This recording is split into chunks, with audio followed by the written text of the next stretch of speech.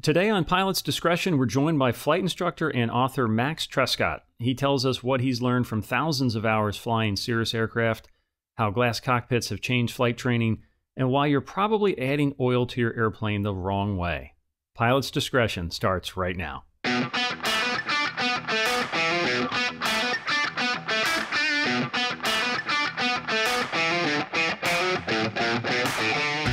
Hello pilots, I'm John Zimmerman of Sporties, and today I'm joined by Max Trescott. He is an active Cirrus flight instructor, and in fact he was the 2008 National Flight Instructor of the Year. He's more than that though, he's also the author of 3 popular books on glass cockpits and avionics. He's the host of multiple podcasts, including the Aviation News Talk podcast, among many other interests. Max, welcome to Pilot's Discretion. John, it's awesome to be here. Thanks for having me. You've logged an awful lot of time as a flight instructor, flying with a wide variety of pilots. So I'm wondering if you could snap your fingers and make pilots better at one skill, what would it be? Stabilized approaches for landing. I think that those of us who learned in Cessna 150s and 172s and things like that probably were able to, since these aircraft are so forgiving, get away with doing unstabilized approaches. And yet, as you move up to bigger and higher performance aircraft, it just becomes even more important to have a stabilized approach. And there are really probably about 5 different parameters that you're looking for. And I think if everybody would focus on making sure that every approach is stabilized, and if it's not, just go around, we would avoid a lot of landing accidents. So what's your checkpoint as you're checking out a pilot on a stabilized approach? Is there an absolute go-around decision point? Yes, if we get down to the point where we're 300-400 feet above the ground and everything is not correct. In other words, they're not on airspeed plus or minus a couple of knots. The throttle is not set at about the right setting. If they're not on glide slope, if they have a descent rate that is around 1,000 feet per minute, that's not good. Should be closer probably to 500 feet per minute. And at that point, they should also be making very small changes in both the controls and the throttle. And if somebody is in that position, then great, they should go ahead and land. And if they're not, then they seriously ought to consider going around, because they might be able to save the approach and they might be able to save the landing, but might is not the standard that we use in aviation. If anytime you're thinking, well, this will probably work out, I would say you probably need to come up with a different plan. And how soon do you get established? I mean, if I'm flying into LAX, they're not going to want me to be established 8 miles out on final. So how do you handle that at busier airports?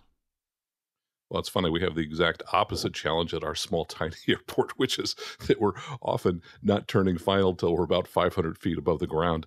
And so, it does take an extra 100 feet or 200 feet to get established. I think it's a lot easier at large airports because you can kind of dial in everything else. And you'll probably, the one parameter that will be out will be the speed.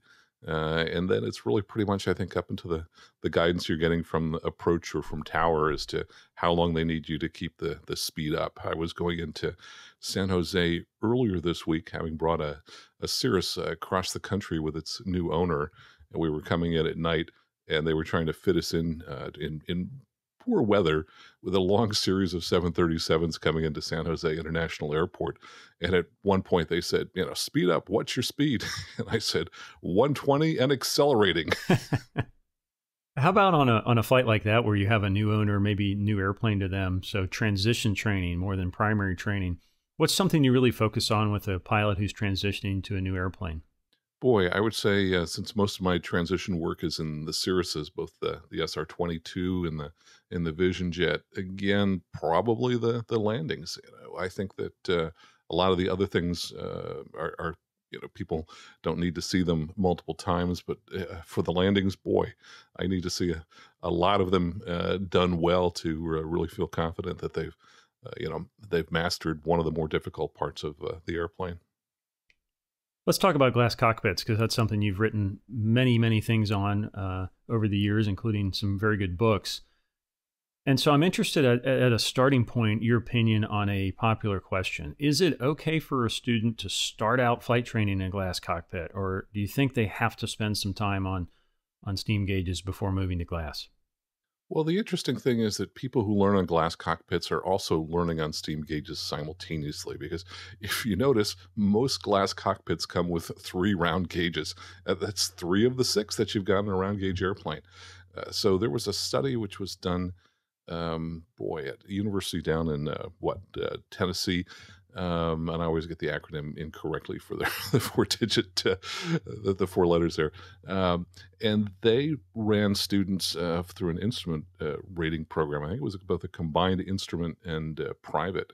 And they had students who had never been in glass cockpits, and they gave them their check ride first in a glass cockpit, and then they gave them a check ride all over again in a round gauge airplane.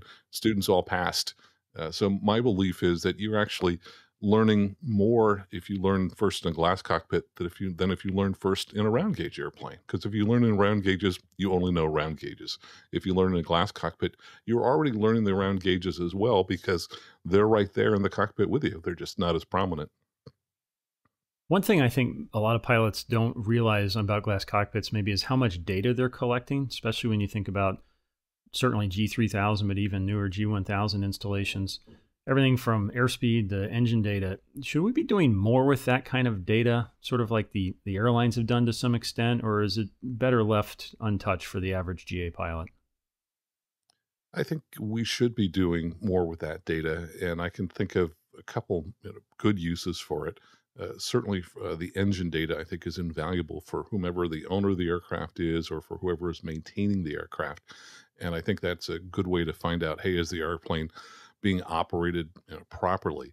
And then for the flight instrumentation, that data I think is great for helping people to figure out, well, did you indeed meet the criteria for a stable approach? We talked on Aviation News Talk recently with somebody who is put together an app that allows TBM owners to score their flights and to also measure it against the all other owners who are using that app. And it shows that people's performance is improving steadily. And there had been, I guess, some issues with prop strikes and people flying approaches too fast. And I think using that kind of data to score yourself and compete against yourself and to compare yourself with other pilots, it's really excellent. I think it makes better pilots. And is that something that an individual pilot can get pretty good with, or do you need an instructor there to draw the insights out? What's your experience with that? Yeah, that's a good question. I think it's probably going to depend upon the pilot. What I really like among pilots that I work with are those that are full of intellectual curiosity, and I think that the people that are really curious will ferret this stuff out and figure it out for themselves. Those who are not quite as curious, yeah, they may need some more guidance from an instructor. How about the role of automation, whether it's a flight director, autopilot, even auto throttle in some airplanes? Do you treat that as an integrated part of the glass cockpit experience, or do you try to separate that and really master the glass cockpit and then understand the automation? I think of the two as pretty much the same. So, for example, I'm teaching private, student pilots the private certificate in SR20s, and often on the very first flight, I'll be demonstrating some of the autopilot capabilities. So, I think it's an integral part of flying these days. If you go back even just 20 years, most of the autopilots in GA aircraft were pretty poor. And I think it was fairly reasonable at that time for instructors to say, yeah, you're never going to use that autopilot because they were marginal at best. In fact, most of them they would only work in good weather. You got into turbulence and bad weather, and they weren't useful because they just couldn't keep up with what they needed to be doing. The world has changed, and I think attitudes need to change as well. Today's autopilots are excellent. People should use them because they really help free up your brain to concentrate on more important things like thinking about, plan A, plan B, plan C, and what are the wins and what are the alternates I should be considering, all that kind of stuff. Autopilots are great. People should be using them. I think that's a really important point that a lot of people overlook that maybe have been flying a long time, that a modern, Garmin GFC 500 autopilot versus a 30-year-old Century 3 autopilot, just totally different animal. So great point. You obviously logged tons of time in Cirrus aircraft. You mentioned an SR-22, Vision Jet. Uh, that has become, over the last 20 years, general aviation's most popular airplane, at least in terms of new airplane deliveries. What do you think they got right when they designed that airplane? Well, interestingly, I don't. There were definitely a few things that they got right at the beginning, but I think the key to their success is not what they got right in the beginning, but what they have done over the years, and that's their culture and attitude toward constant improvement. I live here in Northern California. Used to work for a high tech company, and that's part of the culture that I've seen for many, many, many years in Silicon Valley. You look at the Intels of the world and other, chip manufacturers and all those people. They're always looking at constant improvement. How do you improve, the product that you had last year or last month? And Cirrus, I think, was different from all the other GA manufacturers in that, for whatever reason, they adopted that particular attitude. And so part of the challenge for me as a flight instructor teaching in Cirruses that cover a range of 20 years is there is so much variation among all the different models. So it's a challenge just to kind of keep up with, what was different in the 2007 versus the 2008 versus the 2009. But I remember one year when I went back to the factory, and it was probably around 2007 or so. And they had made something like 115 changes that year to the aircraft. And it wasn't, a model year change. It was not a major, major change. And I didn't see that happening with other GA manufacturer. And I think that's how Cirrus really has come to become so dominant, is constant improvement, which, by the way, is a good theme for us as pilots. We should be constantly improving our piloting skills. Certainly one of the most noteworthy things, at least when the Cirrus was new, was the ballistic parachute system. Do you think more airplanes should have those, even possibly retrofit, which is, available now but pretty rare? Should we just get over the debate there and put those in more airplanes? Absolutely. And I think there are a lot of reasons why people, don't necessarily recognize the benefits of the parachute, and possibly it's because they don't have one. They're flying an airplane that doesn't have one, and so they probably don't want to necessarily realize that. Oh, guess what? I actually would be safer if I'm, in an airplane that had a parachute. I think that kind of hurts our sense of vulnerability to realize that, oh gosh, there's something out there that I could be using that I'm not using. Um, I think that the debate over the parachute, in my mind, is really over, and I think a lot of people come up with a variety of different rationalizations for why. Oh gosh, I don't need one of those. Well, let's talk about mid-air collision. If you happen to run into another aircraft, and I think that's a major fear from other pilots, how are you going to handle that? What is your strategy, John, for recovering from a mid-air collision? It's like, oh, well, I know what my strategy is. I reach up and I pull the parachute. Maybe that's an extreme example, but I think there are so many situations where pilots, we like to be in control, but we can't always be completely in control. And yes, in general, you would try to use every other method, tool, and technique available to you before you would use the parachute. But it's nice to have that last fail-safe option that's going to get you out of a jam, provided you're within the altitude parameters. You've got to be at a certain minimum altitude, typically 500 or 600 feet. And you can't be too fast. If you're screaming down in a spiraling graveyard spiral at 250 knots, well, guess what? Parachute's not going to work then either. But I think that it's proven itself. It's great technology.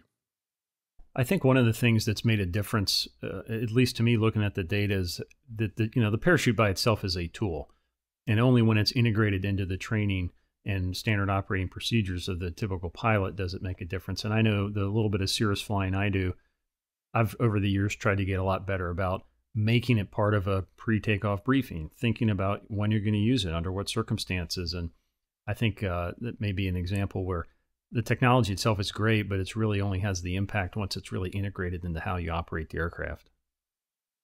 Absolutely. And certainly in the early days of Cirrus, there were many accidents where people were not pulling the parachute. They now analyzed the data. And actually, I'm thinking now of COPA, the Cirrus Owner Pilots Association. They found that about a third of all the fatal accidents probably could have been avoided people had simply used the parachute. And so they changed to a slogan of pull early, pull often, and the data kind of flipped around. They started having more parachute pulls and fewer fatal accidents.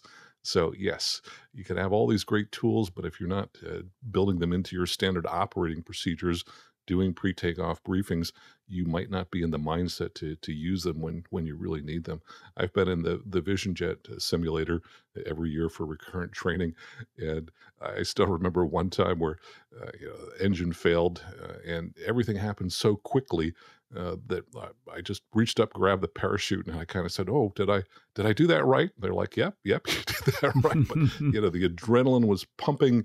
I knew that I was above the minimum, parachute altitude, I thought, and it all worked out just fine. Max, we're going to take a quick break. We'll be back with some more questions.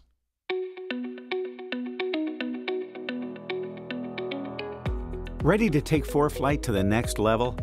Sentry is a compact, affordable ADS-B receiver specifically made for aviation's top app. In addition to popular features like subscription-free weather and traffic, Sentry also includes a carbon monoxide detector to warn of dangerous conditions in the cockpit. No larger than a deck of cards, Sentry packs a long list of features into a small size, but still offers up to 12 hours of battery life. Visit sporties.com/Sentry for more information. Now, back to Pilot's Discretion. We're back with Max Trescott. And Max, in one of your podcast episodes recently, you talked about controlled flight into terrain, or CFIT accidents. And I thought some of the statistics you mentioned there were interesting. In particular, you said that 75% of CFIT accidents happen during the day, many with the autopilot on, which I think would surprise some pilots who think of your classic CFIT accident as a dark and stormy night, in an old airplane. What should we really be doing to prevent these preventable accidents? And by the way, I was surprised by those statistics as well. When I looked them up, it just didn't make sense to me. But then, we've got other things that, don't make sense as well sometimes in aviation. So the conventional wisdom is often wrong. I think the number one thing that we ought to be doing to avoid CFIT is to use some of the tools that we have available to just recognize where the terrain is. So, for example, even if you're not flying in a glass cockpit aircraft, so maybe you're flying one of the most basic airplanes out there, you can still be carrying an electronic flight bag with you, something like ForeFlight or Garmin Pilot or any of the many electronic flight bags. And pretty much all of these have terrain capability built into them. And the wonderful thing about it is that it changes, the display changes with your altitude. So if you're down low, it looks like you're surrounded by red everywhere because those rocks are above you. If you're up high, it may be just totally black because you're more than 1,000 or 2,000 feet, depending on the system, above all of the terrain. If people would just, when they fly, check the relative terrain on these applications or in their glass cockpits, it's becomes obvious. It's so simple. I always have these things turned on at night in particular. I also have them turned on when I'm in IMC. Those are the times when we can't really see that well out the window. So I think it's one of those things where you really want to help develop a strategy ahead of time as to what you're going to do and then build it into your flying. If you suddenly just find yourself, on a stormy night, flying along through the mountains, that's a little late to figure out how to use your electronic flight bag to display that. So I encourage people to, stop right now and just pull it out and go, how do I display that? Do you think that needs to be more integrated into flight training, where flight instructors are really using an electronic flight bag, not as a crutch, but as part of the training experience? Or is that something that's better figured out by the individual pilot on their own? My thinking on that has changed. I think in the past that I tend to just focus on the things that we've traditionally taught pilots, the things that are, tested on the check ride, along with, other things. And I kind of looked at electronic flight bags as, something that was an exercise left for the pilot, the student to figure out. I've changed my mind on that. I think that's an important part of, becoming a pilot, learning those tools, using those tools. A lot of that can be done as self-study And I think there's a role for instructors to integrate that into our teaching to help people understand some of the more important points like relative terrain, which we were just talking about. I've had a similar change of heart as a somewhat old school pilot at heart, but I've really seen, I think, some value there. And one of the things I didn't realize was some of the tools available to sort of dumb down the electronic flight bag when needed. Turn off the GPS, use it as simply a digital sectional to start, and use your fingers as a ruler instead of an old plotter, and then sort of build up. And I know I made the mistake of viewing it very binary as either sort of everything all on synthetic vision or nothing. And I've come to appreciate there may be some room in between. Yeah, I like that. For example, even in the glass cockpits, we've got the declutter key, and I routinely end up decluttering at least one level anytime I jump into an airplane. Another topic you've covered on podcasts, articles that I find very interesting is circling instrument approaches. And another stat you pointed out that blew me away is that these are 25 times riskier than a straight-in approach, which to me leads to the question, should we just ban this procedure? I mean, should we really be doing circling approaches in 2021? Yeah, it's kind of funny. I had never really kind of thought of that. But yeah, if I were the head of the FAA and I could wave my magic wand, I would probably say, yep, get rid of circling approaches. Now, I am sure that it would not make sense to do that today. And the reason is there are still airports where there are not going to be excellent approaches to both ends of all runways. And so, yeah, there's still a role for the circling approach. I think that people really need to just first recognize that circling approaches are inherently more dangerous and that they can choose, for example, to go ahead and land in some cases with a tailwind. I think there are some pilots who don't realize, oh yeah, I actually am allowed to land with a tailwind. And there are times when that's really a smart strategy. So for example, if if the chips were down, all the factors are going against me. I'm tired. It's the end of the day. The weather is cruddy. It's night. Am I going to circle at night to a small airport when the chips are down? Heck no. In fact, when I talked about landing at San Jose earlier this week, we were in exactly that situation. Our destination airport was Palo Alto. It has a 2,480 foot long runway, so less than 2,500 feet. It's about 75 feet wide. We had a storm moving through. Are we going to land there? Heck no.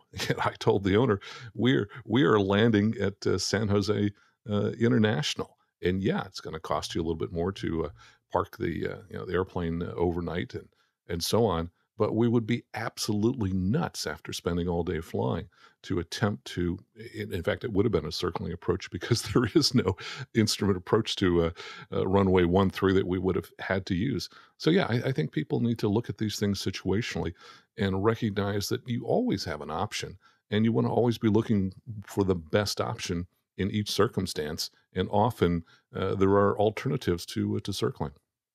Why do they go wrong? The ones that do turn out badly, is it lack of situational awareness? Is it lack of planning? Is it stick and rudder? What's something that we should be on the lookout for if we do have to fly a circling approach? The accident that prompted me to do that particular episode was a business jet that was landing at Tahoe at the Truckee Airport, and it circled in haze. There were smoky conditions. Visibility was a few miles, not great.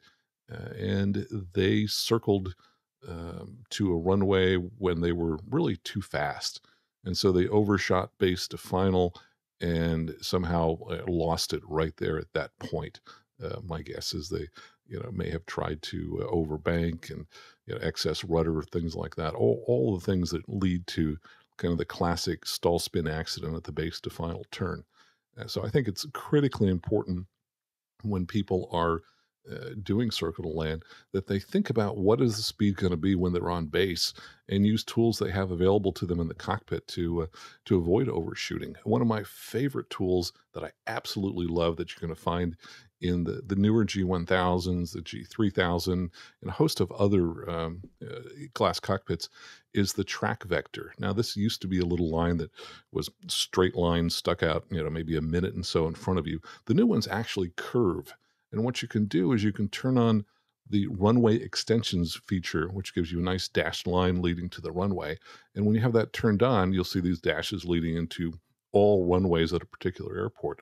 And then as you're making your turn, go ahead and bank to where you think you should be, and then just glance over at that little curved line. And if that curved line is not tangent, that is not just barely touching the dashed line, you're going to want to adjust your bank so that it's tangent. And if you do that, you will roll out perfectly on center line every single time. And I can't think of a better way to make a circling approach safer than to use that technique. Max, at the end of each of these episodes, we always close with some rapid-fire questions in a segment we call Ready to Copy. So I'll throw out some questions, and you give me your quick answer. Are you ready to copy? Ready to copy. What's the right way to pour oil into an airplane engine? That's so funny. That's something that I talked about in a recent episode, and I think it's funny because I see people pouring it the wrong way, almost every time. Years ago, the pour spout in oil bottles used to be right in the center. These days, it's offset to one side, either to the left side or the right side of the body. And what you do is you pour it with that spout on the high side of the bottle. Most people pour it with the low side, thinking, well, it's going to be closer to the funnel. But if you pour from the high side, you're not going to get that glug, glug, glug, glug, glug that occurs as the air tries to force its way back up against the oil coming out. Same with water jugs. That's the reason you poke a hole in the top of the water jug, is to let the air get into the bottle. Great tip. Somewhat related, why doesn't sumping fuel guarantee that I'll notice misfueling? If can't I just walk away and let the fuel truck fill it up? Ouch, boy. So the key thing is that if you get misfueled, and we had this happen at my airport recently, you may not be able to identify, for example, in this case, a Piper Baron that got fueled with the Jet A. Due to the way the colors mix, it may not be obvious to you that you got the wrong fuel. So it's really critical that people look at that truck, and boy, I do it religiously now. And I'm in different aircraft. Some need Jet A and some need 100 low lead. My heart kind of jumped recently when I looked at an airplane, looked at a fuel truck expecting to see 100 low lead, and I read diesel. And fortunately, that was the fuel being used to fuel the truck, not the fuel that they were delivering. But it certainly gave me, a mild heart attack thinking, oh my God, it's the wrong truck. So yeah, really critical that people, match the label on the truck with the label on the airplane, because in some situations, sampling will not tell you that you've been misfueled. What's the most overlooked feature in modern GPS navigators? What aren't pilots using enough? I would say people are not using the vertical navigation enough. I see pilots who rely on ATC to descend them down in time, and ATC sometimes doesn't do that.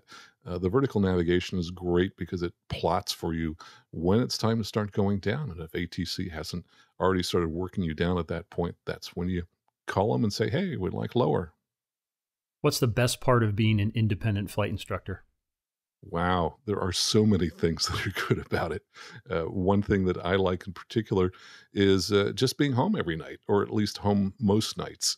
There are a lot of flying jobs where you end up away from home for days or in a week at a time. For me, I just love being home at night. But that's just one of many things that I love about being an independent flight instructor. Should more pilots later in their career explore that, getting back into flight instruction as an independent flight instructor? Absolutely. I think there's a huge need for the gray eagles, those of us whose hair has turned gray, have many, many decades of experience. And yeah, there's just a great untapped resource. So I would encourage anybody who loves aviation and feels that they're somewhat good at it, become an instructor. I never set out to become a flight instructor. I just got lucky 20 years ago when a friend of mine said to me, it was Tim Johnson, Tim, wherever you are in Florida, thank you. He said, Max, I'm getting my CFI this summer. You should too. And I thought, yeah, that's a good idea. You said in a recent magazine article you think you can say more right rudder in a lot of different languages because of the instructing you've done over the years. What's the most obscure language you could say more right rudder in? English. I really can't say it in other languages. It's a joke, but it really kind of highlights the probably the most common thing that I see is, people don't have enough right rudder in many circumstances. What's more fun, recording a podcast episode or writing a book chapter? Oh, definitely recording a podcast episode. There's a part of me that enjoys writing books, but it's a little bit of a solitary experience. And while that fits a bit of my personality, I'm probably going to do a little less book writing in the future because talking with people and producing podcasts is so much fun. You mentioned earlier you worked in the technology world for many years. Is aviation naturally appealing to people who work in the tech industry or not? I've heard people tell me both ways that, yeah, we should have lots of pilots among the tech world, or no, it's totally antithetical to what they do. It's too conservative and certification's too frustrating. What's your take on that, having lived there? Wow, that's a question I've never really thought about. I'm not sure that it's really any different for people who worked in tech than anybody else. I think that the love of aviation cuts across the entire population, no matter what people do. As some people love aviation, and some people could care less. And so I think anybody who really loves aviation should go out there and learn to fly. And yeah, if you happen to, for example, really enjoy messing with your smartphone, your iPhone, your Android, yeah, you're probably going to be a little more happy behind glass cockpits. That's certainly one of the first questions that I have when I'm talking to a prospective pilot. I'm trying to figure out, hey, do you enjoy messing with your phone or do you hate it? And that tells me right away whether they ought to be learning in a round gauge airplane or a glass cockpit. All right, Max, our last question is always the same on Pilot's Discretion. You have one final flight, and we want to know, what are you flying and where are you going? Well, the one I'm flying is probably less important, but I'll just go ahead and say, okay, I'm in a Cirrus SR-20 because it's one of the slower airplanes that I fly. But where I'm going to fly, I would be doing the San Francisco Bay Tour. I have read, it's kind of surprised me that San Francisco at times is the number one tourist destination in the world. Well, all those people love it, down at sea level. I love it from 1,000 or 1,500 feet. The views are just fantastic. So my final flight, I think, would be flying up the peninsula over downtown San Francisco, across Alcatraz. Hopefully the fog would be rolled in a little bit so that the twin towers of the Golden Gate Bridge are just sticking up through the fog there. And that I think would be my favorite final flight, just flying around the San Francisco Bay Area over the ocean and the mountains. Max, thanks for being on the podcast. Thanks for having me. It's been great fun.